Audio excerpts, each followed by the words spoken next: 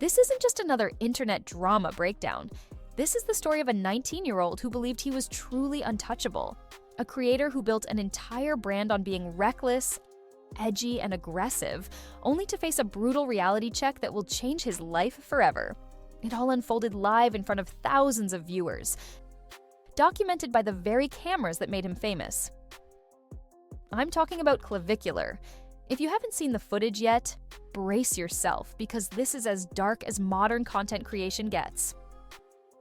To understand the chaos of that night, we first need to look at the psychological profile of the person behind the wheel. Clavicular emerged as Kick's latest controversial golden boy. Picture a reality TV reject who became obsessed with steroids, plastic surgery, and the looks-maxing subculture all at the same time. That's him in a nutshell. For those lucky enough to be out of the loop, looks-maxing is a Gen Z obsession with maximizing physical attractiveness through any means necessary, often drifting into body dysmorphia. For Clavicular, any means was literal. But in the digital attention economy, controversy is the ultimate currency, and Clavicular knew how to cash in. He pushed every boundary, insulted everyone in his path, and said the most inflammatory things possible just to keep the viewer count climbing. For a while, the strategy worked flawlessly. He was pulling in thousands of live viewers, making life-changing money, and projecting an image of a man who didn't care about rules, social norms, or consequences. But there is always a breaking point. On Christmas night, Clavicular didn't just find that line. He drove right through it at high speed. Here's the situation. There was a stream sniper, one of those people who harasses creators for clout, who had been pestering Clavicular and other big streamers for months.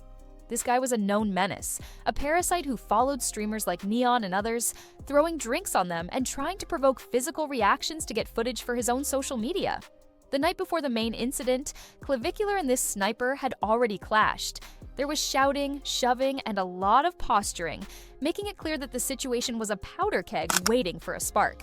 This is where Clavicular made his first fatal error. Instead of being the adult, getting security involved, calling the police, or filing for a restraining order, he let his ego take the wheel. He was fuming, and his pride was hurt in front of his audience. When your entire life is a broadcast, being that angry leads to life-altering, stupid decisions because you feel like you have to win for the chat. You aren't thinking about the law, you're thinking about the W in the comments. Fast forward to the next night. Clavicular is out with his girlfriend in his Cybertruck when the sniper reappears. Tensions spike immediately. The guy approaches the vehicle, words are traded, and then things go completely off the rails. The sniper jumps onto the hood of the Cybertruck. This was the moment of truth. Clavicular had a dozen better options. He could have sat there, locked the doors, called the police, or just let the guy look like an idiot on camera. The Cybertruck is essentially a rolling fortress. He was in no immediate physical danger inside that cabin. Instead, he slammed the accelerator. I'm not talking about a gentle nudge, he floored it. The truck lurched forward with that insane electric torque, and the sniper was sent flying off the vehicle. The entire thing was captured from multiple angles. You can hear his girlfriend screaming in genuine terror as the chaos unfolds. But the moment that will likely haunt him most in a courtroom came immediately after the impact. When someone asked if the guy was still alive, Clavicular didn't show an ounce of concern. He simply said, "I don't know. Hopefully, bro." When your first reaction to potentially killing someone is hopefully, you aren't just in trouble, you are legally incinerated. That single comment destroys the fear for my life defense that most lawyers would rely on. It shifts the narrative from a panicked victim to a person acting with malice. The aftermath was pure pandemonium.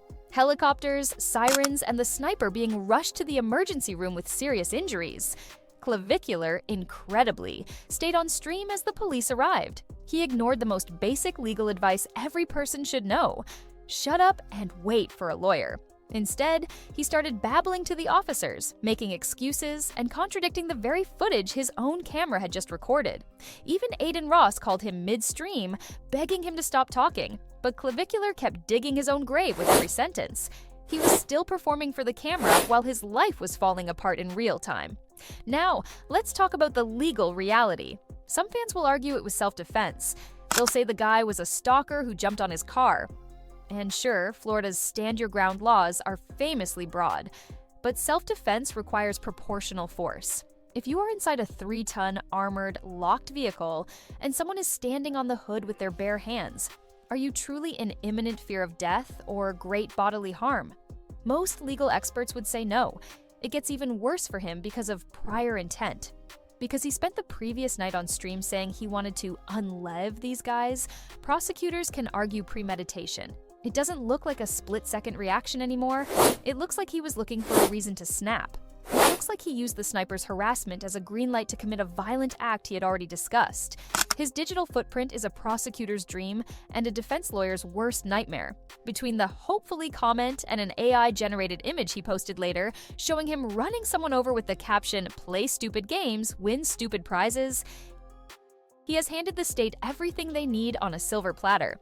This isn't just a simple traffic accident. He's looking at potential charges for aggravated battery with a deadly weapon, the car being the weapon, or even attempted murder.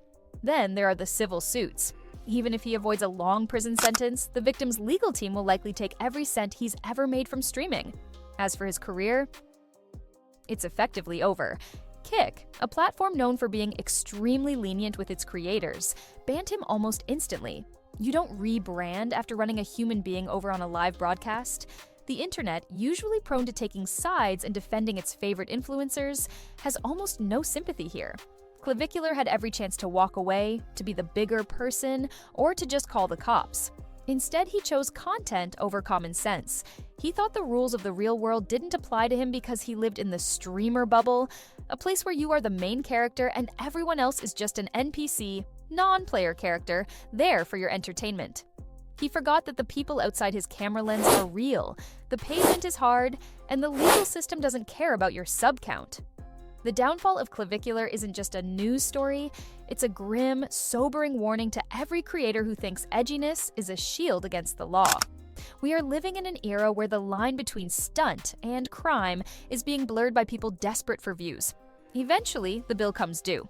When you're standing in front of a judge, the clout, the viewers, the high-end cars, and the alpha persona don't mean a thing. So, what's your take on this? Was this a panicked act of a kid who felt cornered, or did he finally just cross the point of no return? Is the culture of everything for the stream finally reaching a breaking point? Let me know your thoughts in the comments below. I want to hear if you think there's any way back for someone who does this on camera. Stay safe, think 10 steps ahead before you act, and I'll see you in the next one. Peace.